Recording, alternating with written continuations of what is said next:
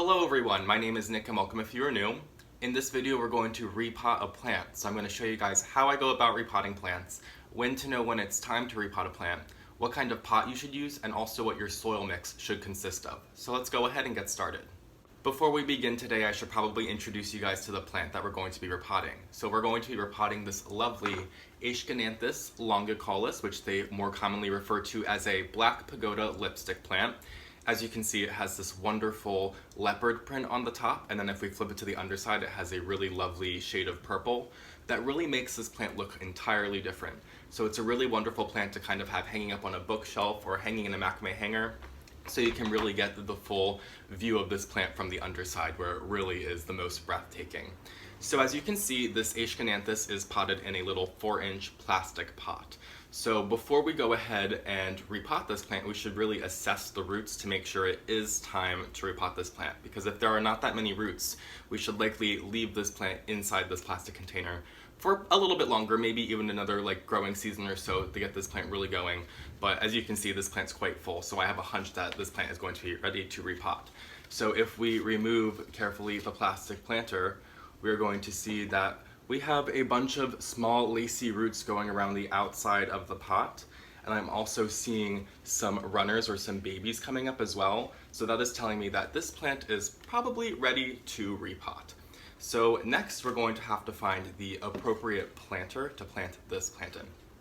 So I personally like to go with terracotta pots. So I have selected this terracotta pot right here because if I'm going to put my Aschenanthus down for a second, if I get this planter right here that was before it, if I am going to properly plant this plant down about 1 inch in this pot, and if I put it down about 1 inch, I see I have about 1.5 inches lower, and if I put it inside, I have about 1 inch in diameter extra, so I know that this is a pretty appropriate size and my Aschenanthus should do pretty well in this terracotta pot. Alternatively, I want to show you guys a planter that would probably not be very appropriate for this Aschenanthus.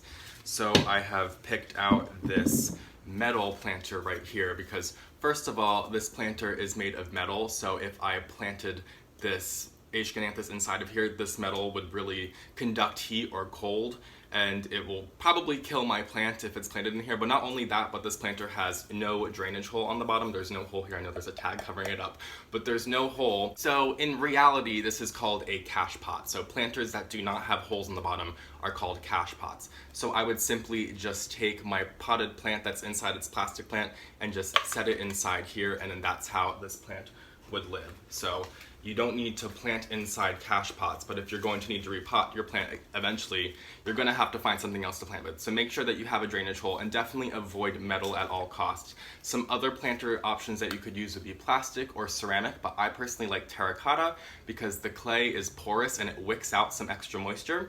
Overwatering is the #1 way we kill our plants in our homes, so to avoid that, I just use terracotta as a preventative. Before we finally go ahead and repot our lovely Aschenanthus longicollis black pagoda right here, I just want to discuss the soil mixture that I'm going to use. So I have with me some Espoma soil right here, which is organic, and I am mixing the soil, the plain soil, with the perlite right here. And that allows me to get a more airy mixture. I know that Aschenanthus or lipstick plants prefer a more airy soil as they don't want to stay too wet. So that perlite's going to really help keep us from overwatering that plant. It's going to add some aeration to the soil. And you'll also see I have a little bit of orchid bark also added in this mix. Now that orchid bark is not only going to aerate the soil, but it's also going to give those small lacy roots something to adhere to and kind of give it more of that feeling as if it's growing in the wild. So we have a really lovely porous mix here. I'd say I'm probably using roughly 2 parts of this organic potting mix to 1 part perlite with just a few scoops of orchid bark added. So with my soil mix ready to go and very well aerated, it's time to repot our Aschenanthus. So I'm going to bring you guys a little bit closer so you can see what I'm doing. Alright, so we're going to start by adding a little bit of soil into the bottom of our pot. And I will say I am a total spoon gardener. As an indoor gardener, I have 350 plants and I do not own a single garden shovel or trowel or whatever you call it. I am a simple spoon gardener, so you can use a spoon, you can use your hands, you can use whatever you have in your home that makes your heart warm.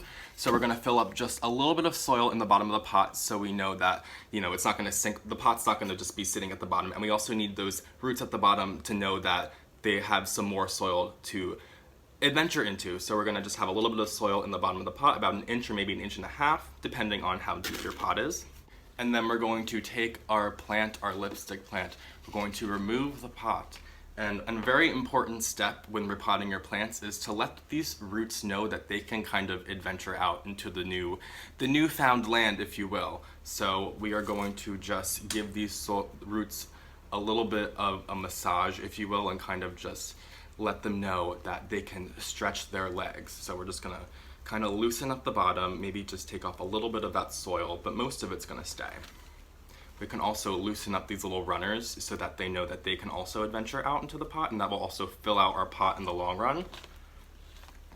Alrighty, so now that we have our roots slightly teased, we're going to check and make sure that we have the appropriate soil level in this pot. So if I place this down, I see it's a little low. I'm gonna have to put a little bit more soil in this pot, so I'm just going to scoop up a little bit more soil into here.